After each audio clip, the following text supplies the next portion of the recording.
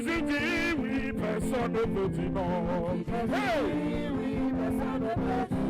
Si Jésus-Christ te bénit, personne ne peut te maudire. Nous allons voir ce matin les éléments des principes. Gloire à Jésus. Alors,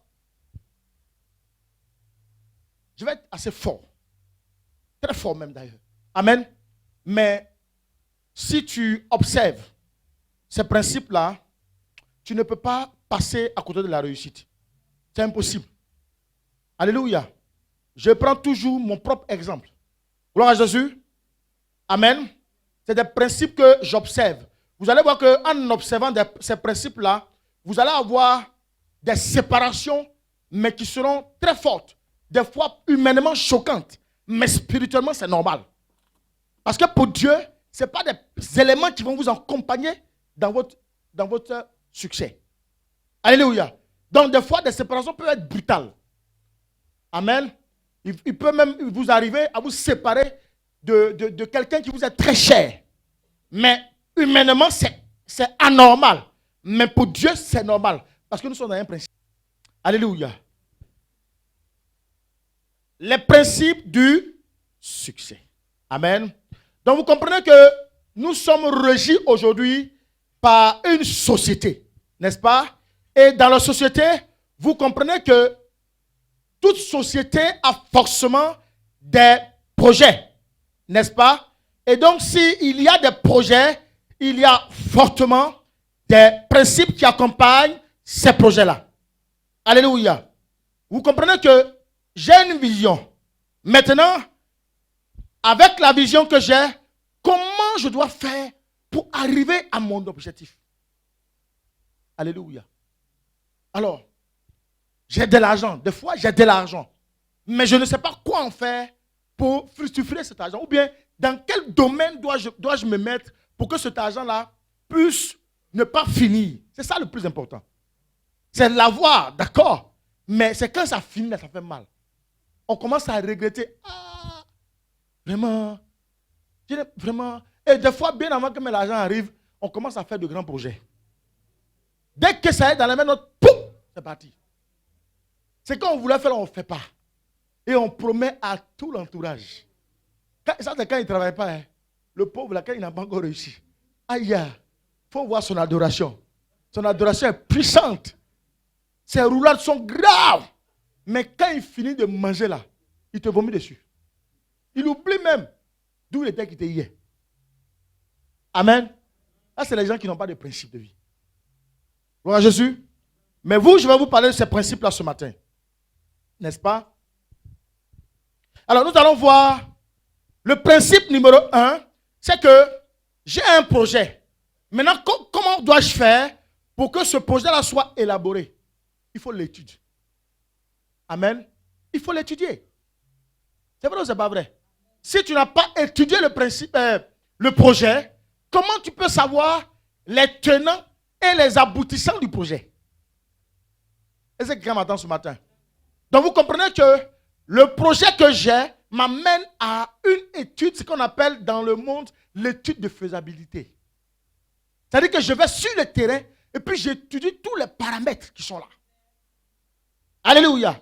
Par exemple, je vais vendre par exemple de la loco. Maintenant, il faut que j'aille sur le terrain. Tu ne peux pas être ici en France pour dire que je vais vendre de la loco en Côte d'Ivoire. Est-ce qu'on m'entend ce matin? Il faut aller sur le terrain.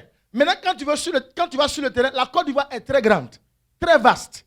Mais à quel endroit tu vas vendre la loco là? Il faut aller, par exemple, dans un endroit bien donné. Par exemple, à Cocody. Donc, si je vais à Cocody, dans l'optique, c'est que Cocody étant un quartier prisé, c'est-à-dire qu'un quartier bien chic, les gens qui vont venir seront des gens de bonne classe. Et quand on parle de bonne classe, c'est de bonne classe. Ah ben, hein? Donc, ok. J'ai choisi la ville. Bon, là, je suis ici. J'ai fait le projet là-bas. La ville est choisie. Amen. Il faut aller sur le terrain. Pourquoi? Ça se trouve que la ville que tu as choisie, le quartier que tu as choisi, aux alentours, il y a 10 personnes qui vont à Loco. Amen. Alors, les 10 personnes qui vendent la loco, quand tu vas arriver, tu vas voir peut-être que eux, c'est 2 tranches pour 5 francs. Ou 2 tranches pour 100 francs. Maintenant, toi, il faut que tu viennes avec une autre politique. Comment faire pour gagner déjà le monde? Gagner déjà la clientèle. Et après, maintenant, développer l'activité. C'est ça le marketing. Amen. En Christ aussi, ça existe. Avant de devenir pasteur, ou avant d'entreprendre un pasteur, il faut passer par beaucoup d'étapes. Il faut comprendre que, avant de devenir pasteur, ou homme de Dieu, ou même homme d'affaires, mais nous prenons le cas de pasteur, on va comprendre facilement. Il faut que tu aies le témoignage de ton parcours. Amen. Il faut que tu aies un témoignage du parcours. Et dans le parcours, là, qu'est-ce qui s'est passé? Alléluia. Donc vous comprenez qu'il y a un apprentissage. Il y a une étude de faisabilité. Et les gens qui t'ont suivi dans cet apprentissage, il faut qu'ils témoignent de ton appel.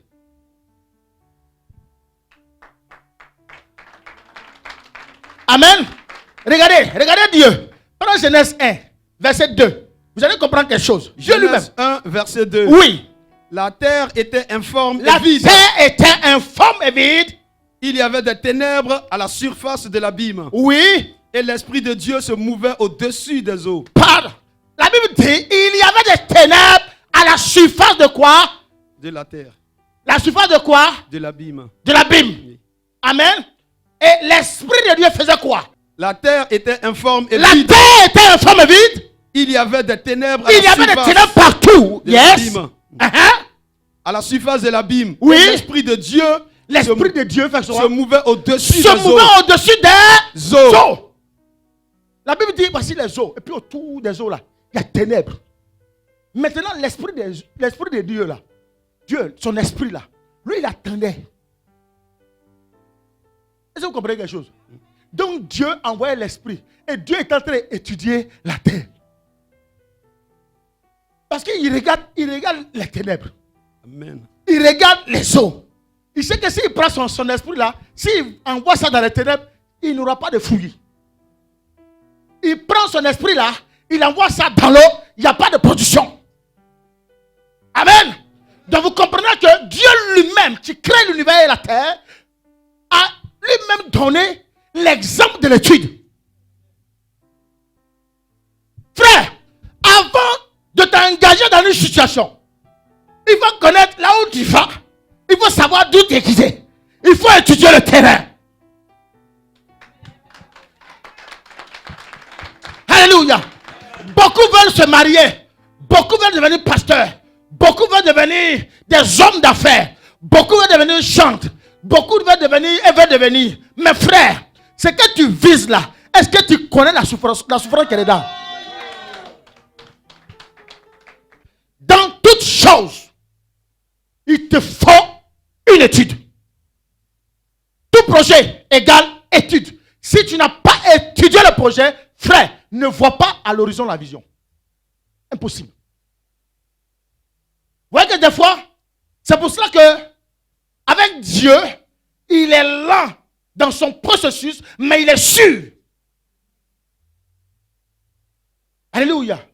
Quand il avance avec son enfant, quand il avance avec son élu, vous allez voir que dans le processus de son élévation, il y a plusieurs niveaux, plusieurs étapes. Chaque niveau correspond aux conséquences, aux difficultés.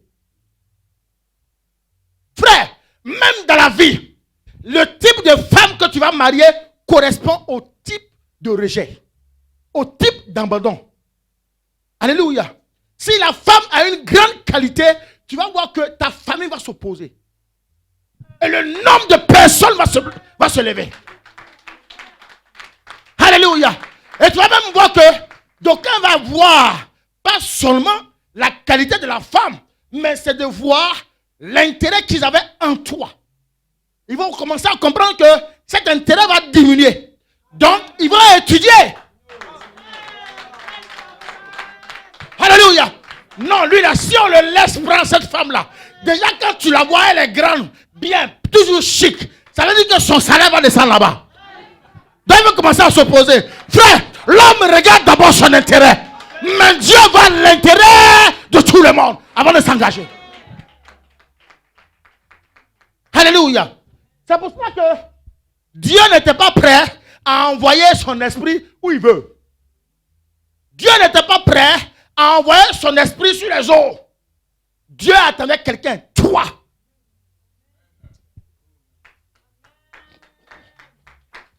Alléluia.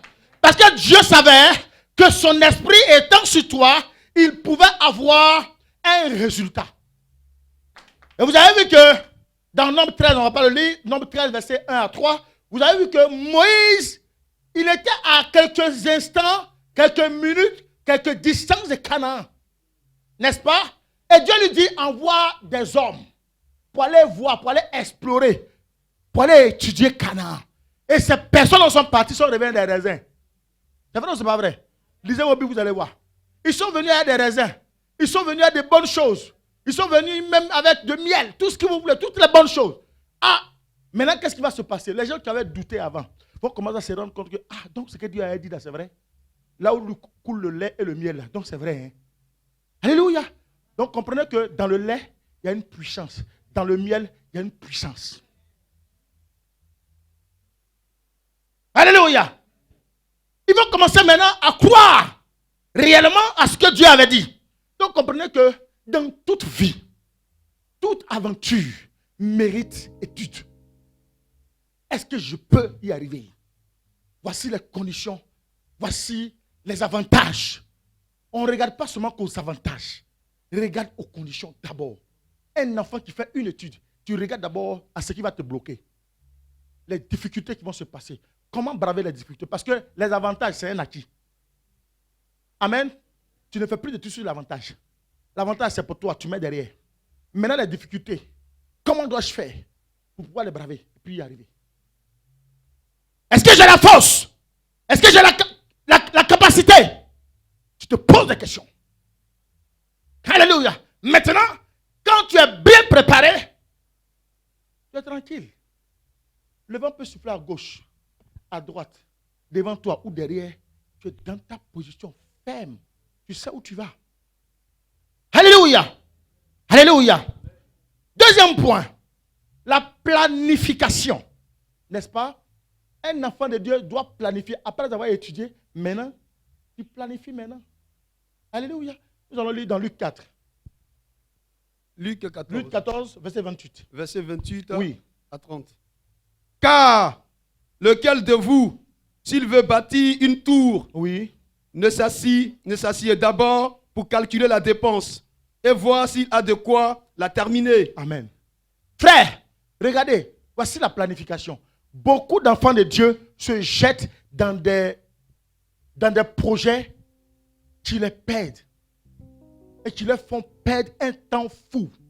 Le manque de calcul t'amène à ne pas planifier les choses. Regardez, la Bible dit, est-ce qu'il y a quelqu'un qui est capable de pouvoir commencer une maison et la terminer s'il n'y a pas de calcul de fait? Amen. Si tu n'as pas étudié le terrain, si tu n'as pas vu ton compte en banque, si tu n'as pas les hommes pour t'accompagner, est-ce que tu es sûr que tu peux arriver? Si tu ne planifies pas, tu ne peux pas aller loin. La vie est comme une construction. La vie en elle-même. La vie que tu as. C'est comme, c'est depuis la tête et vous avez tous les autres éléments du corps. Vous vous rendez compte que le bras a la même fonction que le pied. Parce que quand le bras a mal, le pied souffre aussi. Donc vous allez voir qu'ils ont les mêmes fonctions. Donc l'un ne peut aller sans l'autre. Est-ce que vous comprenez un peu? Donc il faut que vous fassiez une planification. Alléluia. Pour aller dans un foyer, il faut planifier le foyer. Amen. Le planifier, c'est de présenter à Dieu. Et puis Dieu te montre maintenant si oui, tu peux rentrer ou pas. Amen.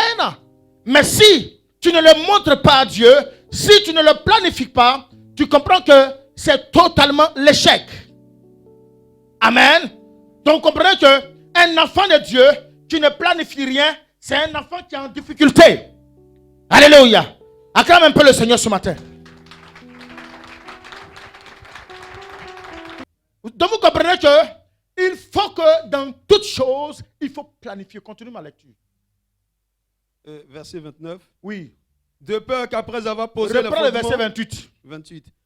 Car lequel de vous, s'il veut bâtir une tour, Oui. ne s'assied d'abord Sois pour béni. calculer la dépense Uh-huh. et voir s'il a de quoi la terminer. Et voir s'il a de quoi à terminer. Frère, je t'en prie, je te demande pardon. Là où tu veux mettre tes pieds là, si tu sais que tu ne vas pas y demeurer, ne le fais pas. Amen, hein? Ce que tu as commencé, là où ta main est partie là, si tu sais que là-bas là, tu ne peux pas demeurer là-bas là, il faut sortir dès maintenant. Vous voyez, il y a beaucoup de personnes tellement influençables qui veulent faire comme les autres. Non, vous avez vu, mais elle est comme l'autre là, mais tu connais l'alliance de l'autre avec Dieu. Et tu veux faire comme l'autre. Frère, c'est pour cela que je vous fais cet enseignement. Il faut l'étude. À vouloir te comparer à Maman Bro, il faut que tu vois d'abord le parcours de Maman Bro et les pleurs qu'elle a essuyés. Alléluia. Tant que tu n'as pas vu les conséquences, tu as fait qu'aujourd'hui, elle est calme, elle est dans sa position. Elle attend son heure. Frère, tu vas bon la copier. Ce sera la photocopie. Mais tu ne pourras jamais la ressembler. Alléluia. Laissez les gens vous copier. Mais l'original est là. Et Dieu, il regarde à l'original. C'est pour cela que je parle souvent à mes enfants qui font la dépigmentation de la peau. Frère, regardez, quand vous lisez Jérémie 18, le potier, n'est-ce pas? Il fait un premier tour, il cache le vase. Et puis Dieu dit, il dit, descends, va. Regarde, c'est que moi, Dieu, je suis capable de faire de vos vies. Frère, si tu es né noir, reste noir. Si tu es né clair, reste clair. Ça ne sert à rien de gâter ta peau. Parce que, frère, c'est dans cette identité-là que Dieu te reconnaît. Amen. Frère, ouais, donc, vous avez compris qu'ils ont mal planifié les choses. Il y a l'original, l'essence. C'est ce que Dieu regarde. À partir du moment où tu as déformé, Dieu n'est plus dans ça. Et quand il viendra pour déposer son esprit qui se mouvait au-dessus des eaux, il ne va pas descendre sur toi parce qu'il ne te reconnaît pas. Il t'a donné une étiquette avant de venir sur la terre des hommes. Et c'est avec cette étiquette que tu dois marcher. Si tu es court, il va trouver un homme qui est court, comme toi qui aimes les femmes courtes, pour te prendre. Alléluia. Comme beaucoup d'entre vous aujourd'hui, ou d'entre nous, se permettent d'aller transformer leur vie, leur forme. N'est-ce pas? Dieu ne marche pas avec ça. Amen. Frère, de la façon dont tu es exactement, comme Dieu t'a créé, il va trouver un être semblable pour ça. Amen. Mon peuple périt par manque. Sois enseigné. Laisse-toi dans cette position où tu es. Dieu va trouver un semblable exactement comme toi. Amen. À partir du moment où tu changes, c'est fini, Dieu ne te reconnaît plus. Il dit, mais je l'avais créé noir, il est devenu clair. Donc moi, ma grâce là, je ne peux pas la donner aux chiens. C'est pour ça qu'il a parlé à la Canadienne. Il dit, pour moi, ma bénédiction, c'est pour mes petits-enfants. La position dans laquelle je t'avais laissé n'est pas celle-là. Tu as préféré aller voir les marabouts, non? Maintenant qu'il y a la conséquence, prends ton enfant, va voir les marabouts.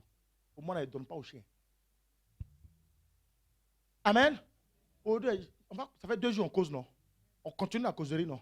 Je vais vous parler dans un langage simple. Sans gros français. Langage simple. Pour que vous compreniez ce que la pensée de Dieu. Pourquoi nous souffrons? C'est ça qui est là. Dieu nous met sur une route. Nous, on vient, on change la route. Donc, quand on change la route, quand Dieu vient maintenant, à l'endroit où il nous avait laissé, tu n'es plus là. Et ta grâce retarde. Tu reviens 1 jour, 3 jours, tu n'es plus là. 1 jour, tu reviens, 10 jours, tu n'es plus là. Dieu change. Donc, ça retarde. Ça retarde. Mais vous comprenez que c'est pour ça que la Bible dit que Dieu bénit ceux qui sont fidèles. Amen. Ta fidélité là, elle payera. C'est pour ça qu'Habakkuk dit, il dit, la bénédiction est en train de courir vers son terme. attends-la. Même si elle tarde, attends-la. L'attendre, la rester à ta place veut dire la fidélité. Frère, la fidélité dans l'église, la fidélité dans ton foyer, la fidélité dans ton travail, la fidélité dans le monde, envers ton frère ou ta soeur. S'il n'y a pas de fidélité, n'attends rien de Dieu. Il ne se passera rien parce que Dieu, vous savez comment il fait? Il prend le cœur de mon fils Guru Désiré et puis il développe, il remplit ce cœur-là en amour pour toi. Ce n'est pas dans l'amour de chair. Vous voyez, quand on parle très souvent d'amour, les gens voient toujours Goïga. Ça n'a rien à voir. Frère, c'est un amour spirituel rempli d'une faveur de Dieu. Et vous comprenez, non?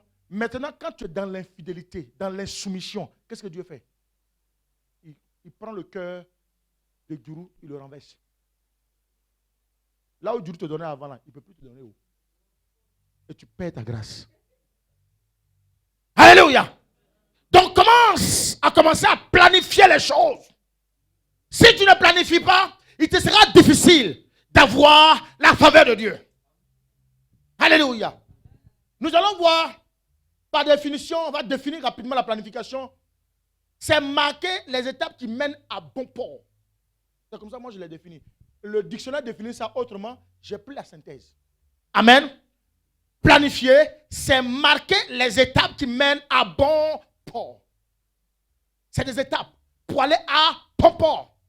C'est un processus. Alléluia. Je vais aller en France. Avant de partir en France, il y a un élément qui est très primordial pour mon voyage. Passeport.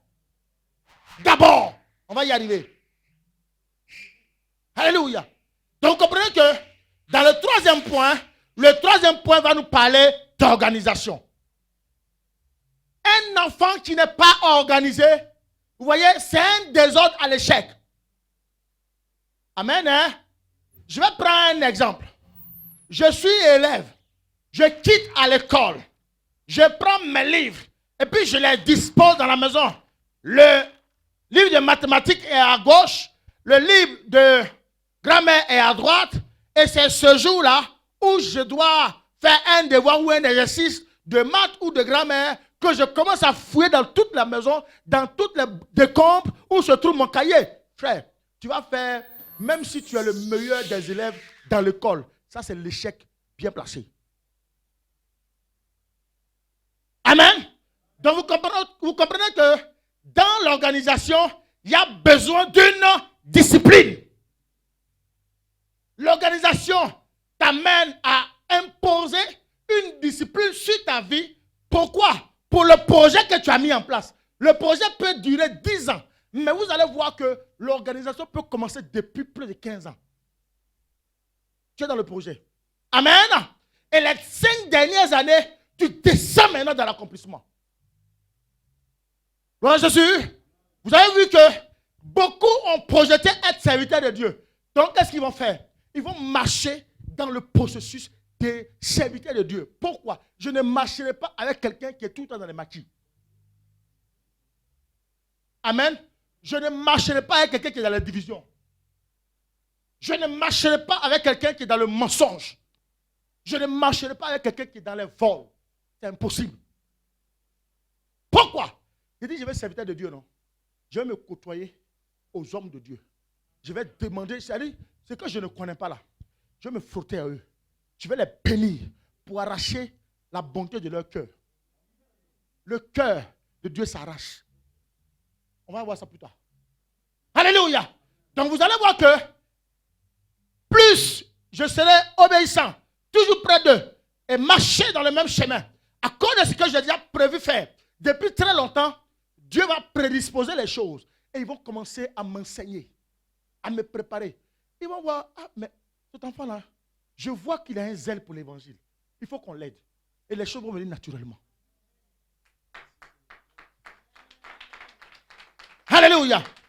Donc comprenez que, en tant qu'enfant de Dieu, il faut structurer ton objectif. Il y a d'abord, alléluia, regardez, nous prenons l'exemple. Tout à l'heure, j'ai pris l'exemple de quelqu'un qui veut faire un voyage. Pour faire ce voyage-là, il y a un mot qui va nous amener à faire des concordances. Le premier mot, c'est d'abord. Pourquoi d'abord? Pour faire le voyage, quand je suis par exemple en France pour aller aux États-Unis, il me faut quoi? Un visa pour les États-Unis. Pas pour les Français. Hein. Un visa pour les États-Unis. Donc, il me faut d'abord travailler au visa. Mais pour en arriver au visa, il faut les éléments qu'il faut pour le visa. Alléluia. Donc, d'abord le visa, ensuite le billet d'avion. N'est-ce pas? Alléluia. Et après les autres. Donc, vous comprenez que le dernier mot qui est après, c'est de l'habillage. J'ai ma valise, j'ai mon argent de poche, j'ai l'argent pour l'hôtel. Tout ça, c'est des éléments qui arrivent après. Mais il y a un élément qui est primordial dans l'organisation. D'abord, je suis enfant de Dieu. Là, le mois fini, j'enlève d'abord ma dîme. Pourquoi? Parce que je suis dans un processus de bénédiction que je demande à Dieu. Donc, pour que Dieu le fasse, il faut que je touche son cœur. Alléluia. Donc, vous comprenez que c'est tellement important. Nous avons tendance à souvent négliger cet aspect-là. Mais il est important pour un enfant de Dieu. Frère, joue avec les trois mots. D'abord, ensuite et après. Amen. Il y en a bien d'autres. Mais moi, j'ai pris ces trois éléments. Amen. Je suis dans un foyer. Qu'est-ce qui est primordial d'abord? Amen. Je suis dans un mariage. Qu'est-ce qui est primordial d'abord? Je suis en train de travailler. Je suis dans un travail. Qu'est-ce qui est primordial d'abord? Amen. Gloire à Jésus. Je vais faire un commerce. Qu'est-ce qui est primordial d'abord à ce commerce? Donc, vous comprenez que chaque domaine de bénédiction a besoin d'une priorité. Frère, nous échouons beaucoup parce que nous n'avons pas de priorité. Amen. Donc, frère, il faut absolument que nous mettons du sérieux dans tout ce que nous faisons. Frère, plus tu mets du sérieux dans ce que tu fais, Dieu est avec toi. Amen. C'est pour ça qu'il n'aime pas ceux qui font son œuvre avec négligence. Il dit, maudit soit celui qui fait mon œuvre avec mon négligence. Frère, même si c'est une petite responsabilité qu'on donne dans l'église, fais ça avec amour et sérieux. Plus tu le fais avec amour et sérieux, Dieu se rapproche de toi et il te bénit. Dans le domaine où tu as été appelé. Sans hypocrisie. Sans entendre quoi que ce soit, de féliciter de moi ou de qui que ce soit. Non. Fais-le pour l'amour de Christ. Et tu vas voir que dans tous les domaines de ta vie, Dieu va t'aider à pouvoir grandir. Amen. C'est important. Alléluia. Le quatrième point, c'est la concentration. N'est-ce pas? Nous, les enfants de Dieu, on n'est pas du tout concentrés. On ne se concentre pas sur notre projet. On est tout le temps à l'écoute des autres. On est dans la distraction totale. On est sur le mouvement de l'autre. Non. Le mouvement de l'autre, on s'en fout. Parce que lui, il sait sur quoi il compte. N'est-ce pas? Frère, quand il pleut là, chacun court pour rentrer chez soi. C'est vrai ou c'est pas vrai? Est-ce que tu vas tout t'abriter sous le parapluie de l'autre? Hein? Mais pourquoi à chaque fois qu'il y a des mouvements, vous vous occupez des mouvements? C'est la distraction. Restez dans votre domaine. Restez là. Celui qui fait son mouvement là, il va finir par vous expliquer pourquoi lui-même il est dans son mouvement. Alléluia. Lis-moi un peu Philippiens 3, 13, 14. Philippiens 3, 13, 14. Oui. Frère, je ne pense pas l'avoir saisi. Regardez. Ça c'est Paul qui est en train de parler. Il dit je ne pense pas l'avoir saisi. Regardez. Paul, quand il dit je ne pense pas l'avoir saisi, parce qu'autour de Paul, il y avait beaucoup de mouvements, beaucoup de distractions. Amen. Philippiens 3, 13, 14. Et donc Paul dit, frère, quand Paul dit frère, il parle à ses frères de Philippe. Et il a dit, je ne pense pas l'avoir saisi. Je ne pense pas l'avoir saisi. C'est ce que vous êtes en train de faire là. La distraction que vous mettez en place là. Je ne crois pas que je l'ai saisi. Oui. Mais je fais une chose. Mais moi, je fais une chose. Oubliant ce qui est en arrière. Ce que j'ai fait hier. et me portant vers ce qui est en avant. Ce qui m'importe aujourd'hui, attends un peu mon fils. Moi, Paul, j'étais dans les choses qui ne plaisaient pas à Dieu. Et j'ai pris une décision ferme pour venir dire à Dieu, je me repens de tout ce que j'ai fait. Et je prends la décision aujourd'hui de marcher avec Dieu. Vos distractions, vos critiques, vos calomnies, tout ce que vous faites là, ça ne peut pas m'intéresser. Alléluia. Amen. C'est pour cela qu'il dit, je cours, oui. Je cours vers le but. Et pourquoi Paul court? Pour remporter le Attends prix. mon fils. Pourquoi il court? Il a un but. Il a un objectif. Il a étudié. Il a planifié. Maintenant, il veut rentrer dans son but. Et puis les gens, à 2 pas de son but, ils envoient la distraction. Frère, il faut comprendre une chose. Quand vous voyez la distraction beaucoup fatiguer les enfants de Dieu, c'est que le peuple de Dieu est à quelques minutes d'une grande bénédiction. Amen. Amen. Que ce soit dans ta vie, si tu es dans quelque part du mariage, tu vas voir qu'il y aura des gens qui vont se lever par rapport à ce mariage-là pour t'amener la distraction. Que ce soit des personnes de ton camp, que ce soit des personnes de l'extérieur. Même ta meilleure amie ou ton meilleur frère va se lever pour venir t'influencer. C'est pour ça que Paul dit, pour remporter oui, la vocation céleste de Dieu en Christ. il a un but. Son but est de remporter la vocation céleste. Le but est de remporter la mission que Dieu lui a donnée. Les gens peuvent se lever pour l'empêcher, ou du moins pour le déconcentrer. Il dit, je ne pense pas l'avoir bien.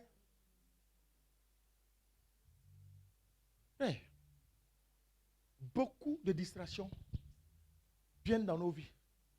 Et ça nous apporte la déconcentration. Et quand tu es déconcentré, un enfant qui est distrait ne peut pas écouter ce que dit le maître. Amen. Donc vous allez voir que les bonnes réponses qui vont amener l'enfant à pouvoir rebondir sur une question qui va se passer ce jour-là, quand il va aller concourir, l'enfant étant dans la distraction, il ne pourra pas saisir. Et c'est en ce moment-là qu'il voudra demander à son collègue. Mais le collègue n'a plus le temps puisqu'il y a un examinateur qui le regarde. Amen. Amen. Et vous voyez, il y a des gens qui ont passé tout le temps de leur vie à s'agripper sur les autres pour avancer. Amen. Ceux-là, c'est des distrailleurs. C'est des gens qui sont tout le temps déconcentrés. Donc, comme ils sont déconcentrés, tout ce qui se passe en classe, là, ça ne les regarde pas. Maintenant, leur force, c'est la corruption. Leur force, c'est la langue. Amener le mensonge, le désordre. N'est-ce pas? La dislocation. Et que dans ce vacarme-là, ils avancent. Frère, quand tu as un objectif, tu as un projet, les distractions, tu bouges. Alléluia. Dieu t'a dit quoi? Dieu t'a dit quoi, ma fille Magali? C'est ça qui est le plus important. Amen. Celui qui veut réellement se ranger, pour que vous avanciez ensemble, comme Paul le dit, pour courir vers le but, il viendra vers toi pour s'asseoir et comprendre que le but que tu as, ça doit être aussi son objectif, donc vous pouvez avancer ensemble. Quand vous comprenez que quelqu'un commence à prendre un chemin contraire au but tracé par Dieu, il faut commencer à partir. Va, reste sur ton but et puis va-t'en. Et vers la fin, vous verrez, qui arrive le premier. Alléluia. Est-ce que ce matin tu m'entends? Je sais que, vous voyez, même pour venir ici, ça a été beaucoup de sacrifices. Pour venir en France. Pour les uns et pour les autres. Amen. La distraction est rentrée. Par moi, d'autres ont failli peut-être certainement abandonner, n'est-ce pas? Mais non, il ne faut pas abandonner. Alléluia. Dans toutes choses, il faut chercher à remporter le meilleur prix. Et pour remporter le meilleur prix, sois ferme dans ta position. C'est le travail qui paye. Hein? Bien aimé, le travail, ça paye. Ça finit par payer. Frère, le travail finit par payer. Même si on accuse ton mari, il est ceci, il est cela. C'est vrai, il faut écouter. Mais ferme, quand tu arrives à la maison, reste dans ta position. Ferme, fidèle à ton mari. Ça finira par payer. Pourquoi?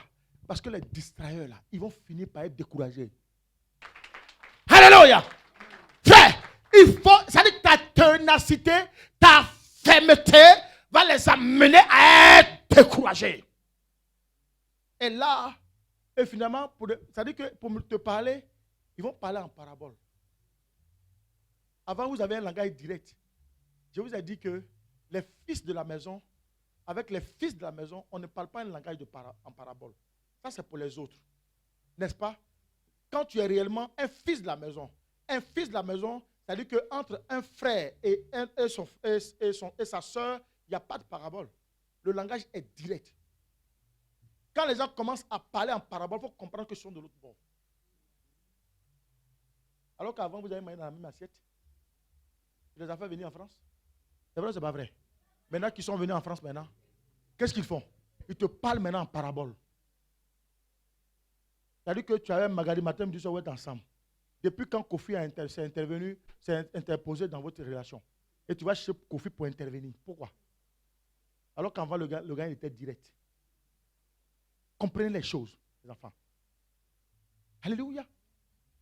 Un enfant, ça dit que quelqu'un qui utilise la parabole, c'est un gars qui est bizarre, il est hypocrite. Amen. Tu as marché avec quelqu'un, non? Tu as mangé avec lui. Quand tu partais à Abidjan, il te recevait comme un frère. Maintenant, quand il arrive ici, il te parle maintenant en parabole. Il te parle par personne interposée, c'est un faux frère. Il faut commencer à te méfier.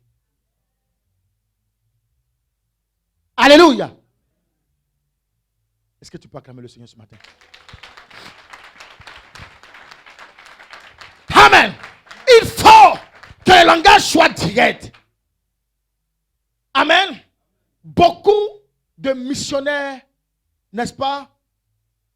Il y a beaucoup de missionnaires. Aujourd'hui, nous sommes pleins, nous les missionnaires. Mais il y a les signes du rejet. N'est-ce pas? Regardez. Suivez-moi bien. Quand vous êtes dans un ministère, demandez les signes d'abord à Dieu. Les signes de quoi? De la bénédiction de ce ministère. Est-ce que Dieu a vraiment appelé ce serviteur? Ça, c'est la première question qu'il faut poser. Ne vous jetez pas comme ça. N'est-ce pas? Ne venez pas devant moi parce que certainement je prêche bien ou bien Dieu m'utilise dans certains domaines pour dire vous allez travailler avec moi. Interrogez Dieu d'abord. Quels sont les signes qui accompagnent ce thème? Amen. Et demandez à Dieu le caractère. Et quand vous demandez le caractère, Dieu montre le mauvais caractère. Si ce n'est pas un homme que Dieu a appelé, il va montrer les choses dans lesquelles il est. Amen. Frère, le voile étant déchiré, il n'y a plus donc de condamnation. Donc ce qui fait que, c'est que tu demandes à Dieu, là, Dieu te répond. Amen. Au lieu de te laisser influencer par Pierre, ou par Jacqueline, ou par Jacob, frère, tu as la possibilité de poser la question à Dieu, Dieu te répondra. Parce que, qu'est-ce que je suis en train de vous faire comprendre? Quand vous ne posez pas de telles questions à Dieu, les gens savent que vous êtes faible. Donc, ils vont venir avec la distraction pour vous nourrir. Et comme vous ne connaissez pas la parole, amen, ils vont vous influencer à la distraction. Avec le pseudo, je connais. Un enfant qui est vraiment enseigné ne connaît pas. Il a assoiffé de la connaissance. Amen. Et quand tu as assoiffé de la connaissance, Dieu prédispose les choses pour t'amener les personnes, les hommes qu'il te faut pour te remplir. Alléluia. Pose la question à Dieu. Il te répondra forcément. Et il te montrera le chemin à suivre. Amen. Mais tu ne peux pas dire, aujourd'hui, la servante bro est servante de Dieu, et puis demain, elle n'est plus. Il y a un problème. C'est vrai, c'est pas vrai. Je suis avec le frère Djourou. Comme j'ai besoin de ces jolis billets, quand ça sort de sa poche, c'est 50 euros. Amen. Donc ce jour-là, il est serviteur de Dieu. Ou ce jour-là, ça c'est mon frère, ça. Ça c'est mon papa, ça. Amen. Parce que ce jour-là, tu as besoin de sa poche. Donc partout où tu vas passer, il sera le meilleur serviteur, le meilleur frère. Et le jour où tu as fini de presser l'orange, presser le jus, et maintenant il n'est plus serviteur. Il n'est plus un frère. Frère, vous ouvrez les yeux. Ne vous laissez pas baigner par la distraction. Amen. Il y a beaucoup d'enfants de Dieu qui ont quitté la face de Dieu à cause de la distraction. Frère, le jour où quelqu'un te trahit et il part avec ta femme, elle reste là-bas. Ce n'est pas ta femme. C'est vrai ou ce n'est pas vrai? Le jour où ton mari te trahit et il part avec notre femme, ce n'est pas ton mari.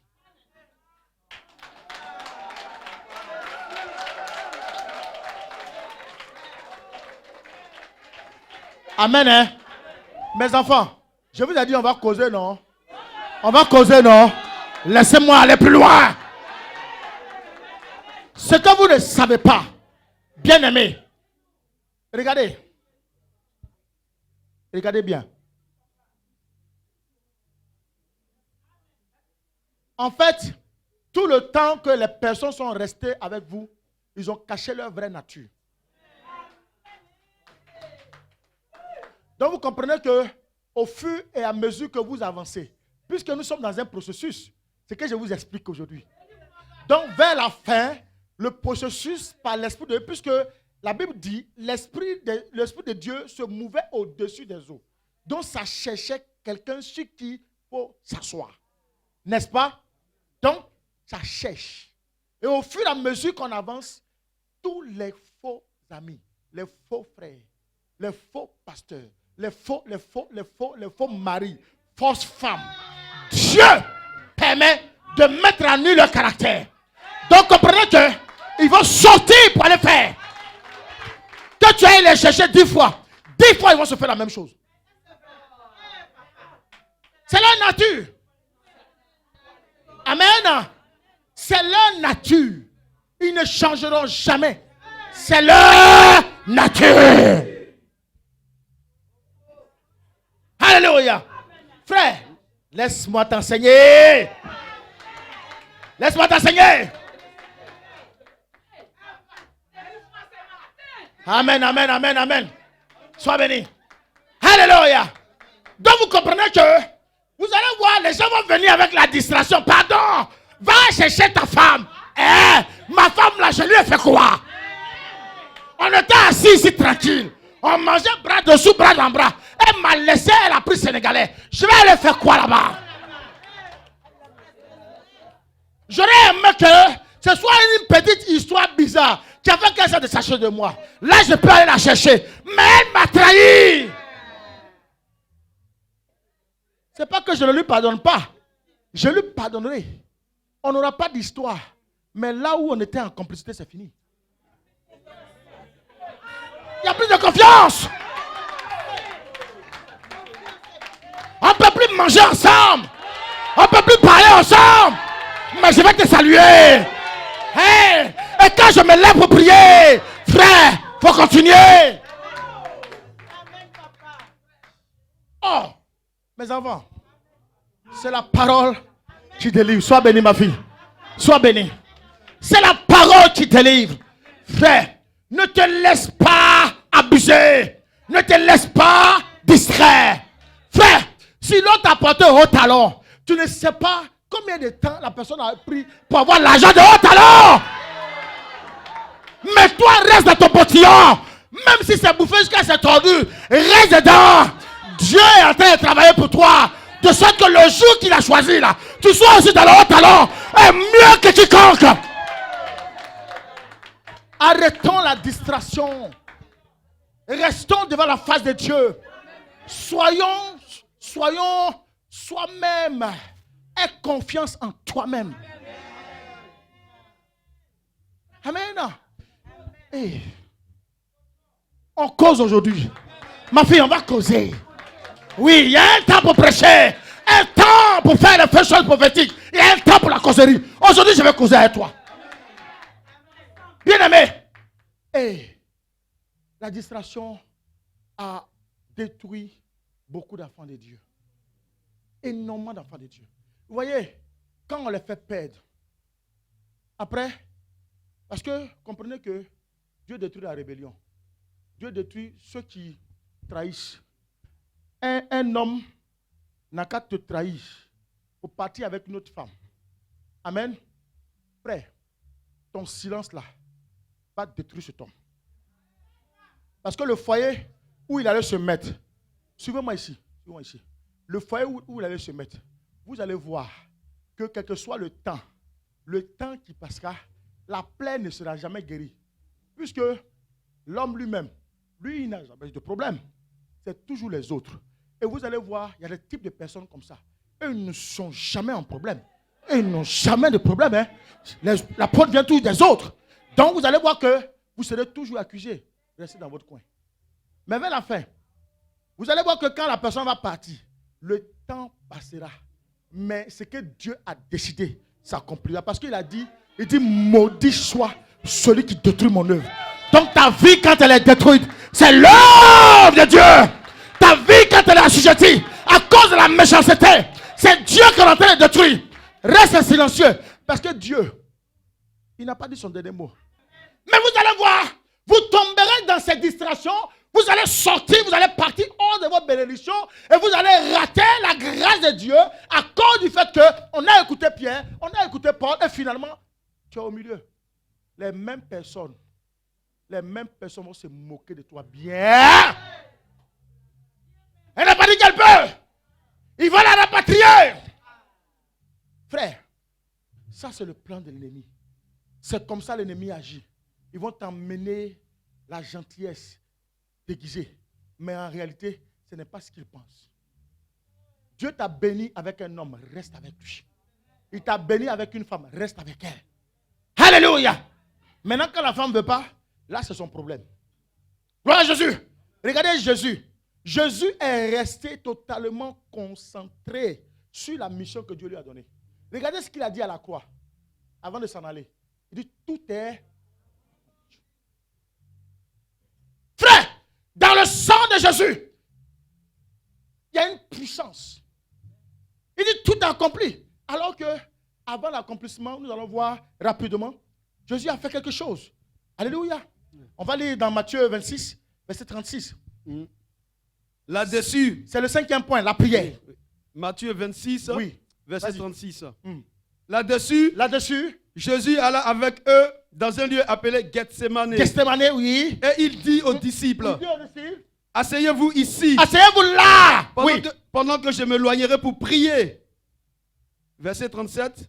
Il prit avec lui Pierre et les deux fils de Zébédée. Oui. Et il commença à éprouver de la tristesse. Il commença à éprouver de la tristesse. Et des angoisses. Et des angoisses, oui. Il a dit alors. Mon âme est triste. Mon âme est triste. Yes. Restez ici. Restez là. Et veillez avec moi. Veillez, priez. Puis ayant fait quelques pas en avant. Oui. Il se jeta sur sa face. Et pria ainsi. Mon Père. S'il est possible. Que cette coupe s'éloigne de moi. Toutefois, non pas ce que je veux, mais ce que tu veux. Et il vint vers les disciples. Et il a dit qu'il trouva endormis. Et il dit à dit Pierre, vous avez donc pu veiller 1 heure avec moi? Ne serait-ce qu'un temps pour prier. Vous ne pouvez pas rester un petit temps pour prier. Pendant que je m'éloigne pour parler à mon Père. Pour votre cause.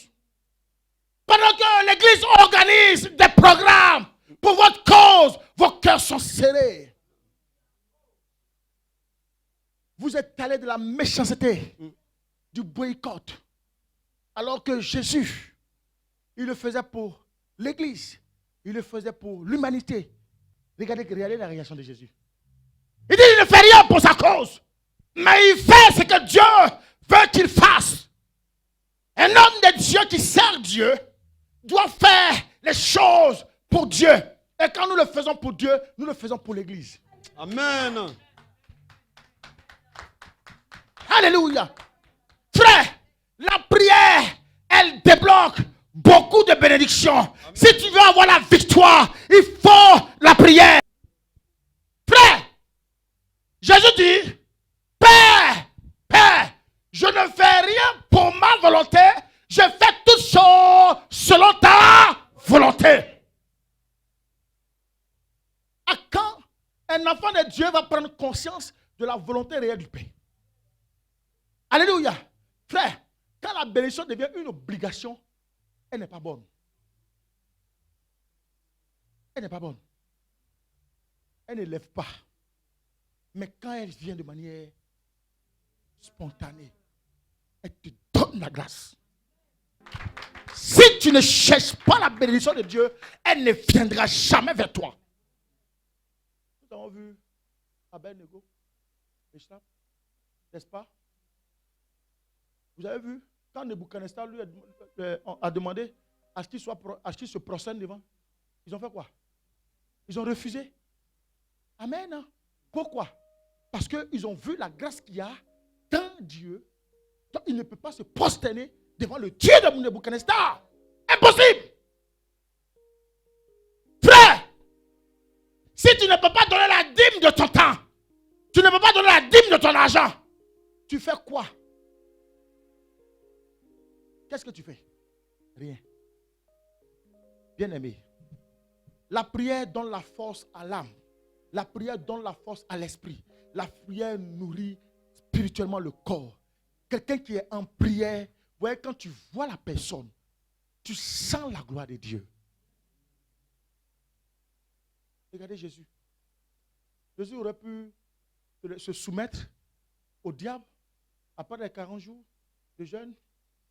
Le diable est venu pour le tenter. Il dit, tout ce que tu vois là, je te le donne. Est-ce que Jésus a cédé? Il n'a pas cédé pour qui? C'est pour toi et moi.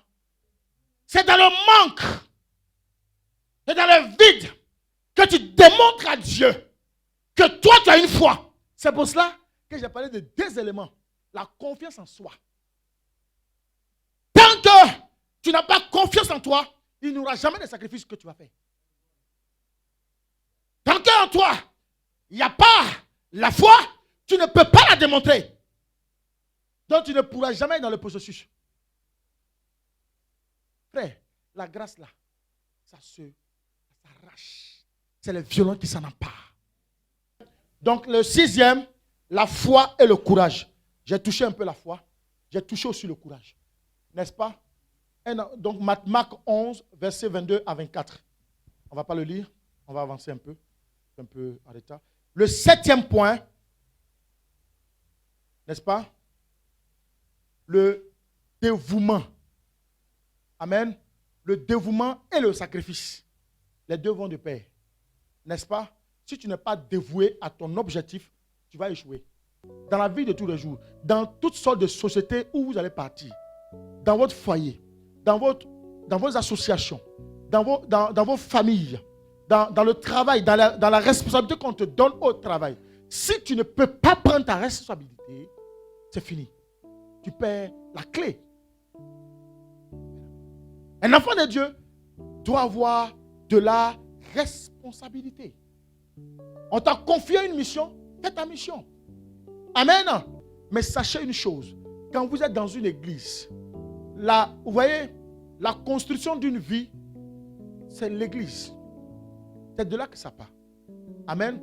Si tu es très bien organisé, que tu es quelqu'un qui est dévoué, qui aime les responsabilités, il n'y a aucune responsabilité dans le monde que tu ne sauras pas gérer. Pourquoi? Les esprits se gèrent où? Ce n'est pas dans le monde, c'est ici.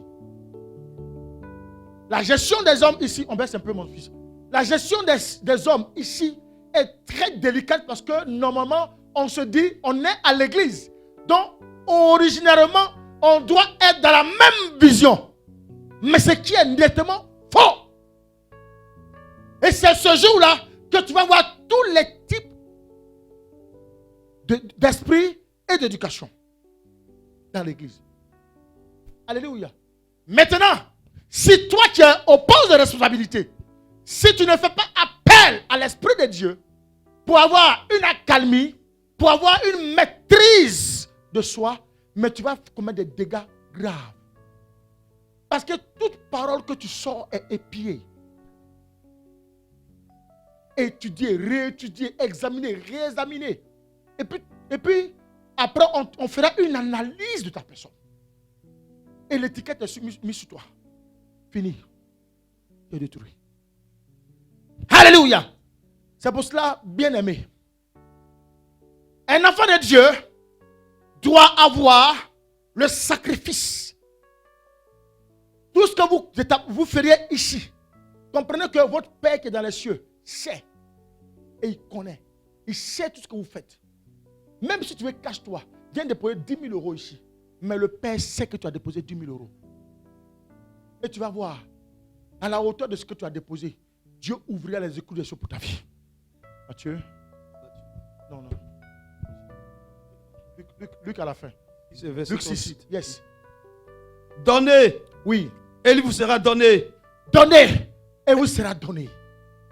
On versera dans votre sein une bonne mesure, serrée, secouée, oui, et qui déborde. Oui. Car on vous mesurera avec la mesure dont vous vous serez servi. Amen. Frère, si tu mesures avec 1 euro, Dieu viendra, il va te mesurer avec 1 euro. C'est clair, non, mon fils? C'est clair. Que vous allez au pôle Nord, que vous allez au pôle Sud, que vous allez où vous voulez, le donner là, vous rattrapera toujours. Frère, c'est l'élément libérateur. Imaginez-vous, comme je l'ai toujours imaginé, tous les jours vous partez et puis vous déposez, vous envoyez, c'est-à-dire vous êtes chargé avec un petit présent sur la vie d'un enfant. N'est-ce pas? Je prends la vie d'un enfant parce que la Bible dit qu'un enfant est comparé aux cieux. N'est-ce pas? Et vous donnez à un enfant. Le même enfant, vous venez, à chaque fois vous donnez un jouet. À chaque fois vous donnez un jouet. Vous allez voir quand l'enfant va vous voir. Quelle sera la réaction de l'enfant? Dès que l'enfant vous voit, l'enfant va sauter, va laisser même ses parents. Il va dire, maman, toi tu ne fais rien pour moi. Voici celle qui me bénit toujours. Alléluia. C'est comme ça Dieu. Frère, si tu n'arroses pas Dieu, il ne t'arrosera jamais. Anibé, si tu n'arroses pas Dieu, il ne t'arrosera jamais. Ne regarde pas pasteur, il a dit. Sinon, ce sera de la distraction, tu seras déconcentré.